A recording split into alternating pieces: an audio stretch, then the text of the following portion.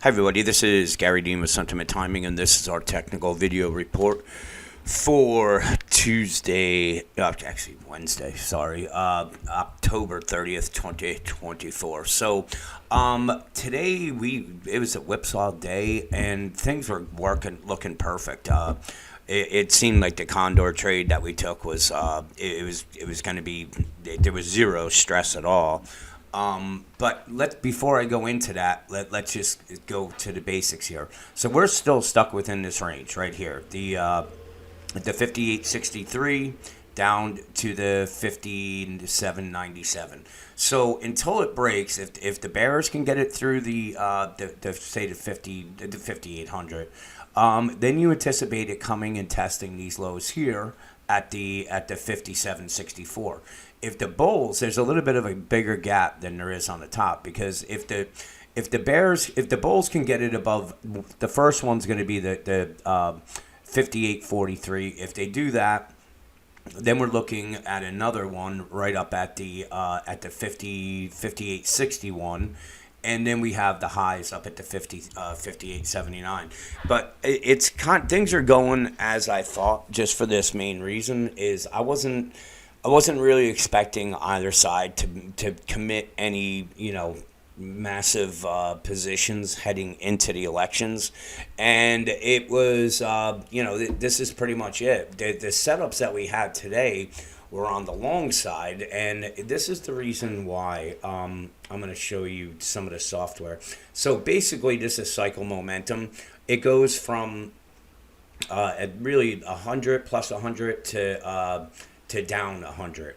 And once it gets towards the 20 level, then you just kind of stay away, because it's going to be too low for to make any trades. You want to make the trades when it's either plus 88 or minus 88, and this would be minus 1153 if it was on the downside. But the signal weight was 1153, so this meant that we had a very strong market. And when we got the dip today, when we opened up, and hang on one second.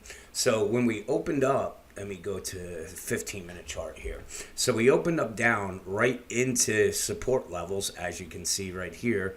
And then from there, we just came straight up. And this was when I actually got into the trade. So we missed this part. I was stepped away. It was a buy signal. I didn't take it. So what happens was, when it came up, we then we were looking for a test of this support, and then from there either go up to the 62 or just kind of flatline. So I put my order in for to enter this Condor trade if the S&P closes below 58.38, and you can see this once we got down here, I think the low 58.35. So we had the 58.70 and 58.80. And on the downside, I mean, it came. This was what crushed us right here. This one, we had the 58.05 and the 57.95. But again, we put our stops where there's zero risk. But the problem was that, like I said, we had the strong signal weight, and the cycle momentum, that I was anticipating that we were going to come back up and test these highs again. And once we started going down, momentum started picking up, and then from there we closed down. And the main thing on this part is to look at where resistance keeps coming in, and it's right at that 78% retracement. So if they get above it, then we're heading up to the next range line, which is going to be the 58.64, and then from there probably somewhere up into this the 58.70. So that's that. You can see we had a little bit of a sell signal here on for the SPX here on the 15-minute chart. So this move, again, like I said, I was looking more just for a pullback to test these lows and then come back up again. And I was able to get out of the call side when we were right around here.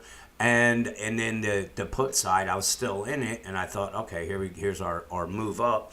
And once it came down, that's where I got stopped out. And the thing that bothers me on that is that I was looking for another 10 cents. That's it on the options. So it was kind of dumb of me to leave that open, or if anything, put a stop at 40 cents. So then at least I would have locked in $500.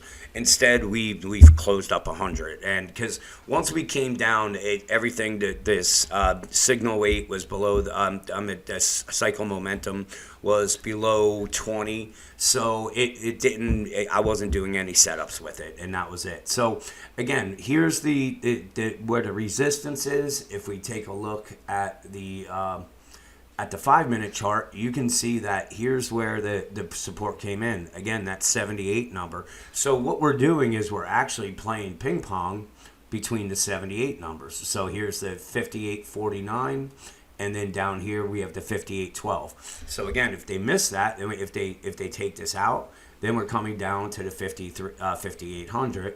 And if the bulls can take out the 58.50 level, then we're heading up to the 58.62. So that's really the best way to look at this market, because we're chopping around. Like I said, I made a mistake with not taking, just taking the profits and calling it the day. So it was my mistake, and we ended up, we made $100, so we didn't lose anything. That's the good thing. But everything was really kind of going as planned until this part right here. So we were looking for the dip to get bid back up to these levels. That didn't happen. We got onto the defensive end of it and stopped out, and then from there, I just walked away. So for tomorrow, the one thing I would say, it could change, but this is a buy candle. This is a reversal candle right here. So there's odds we still have a little bit more room to get into the oversold levels, but this right here is a buy candle. So it's suggesting that we could head back up to this 58.32. But if we gap down below it, then obviously this reversal candle is going to mean nothing. So let's see what plays out tomorrow. Have a fantastic night, and I'll talk to you guys in the morning.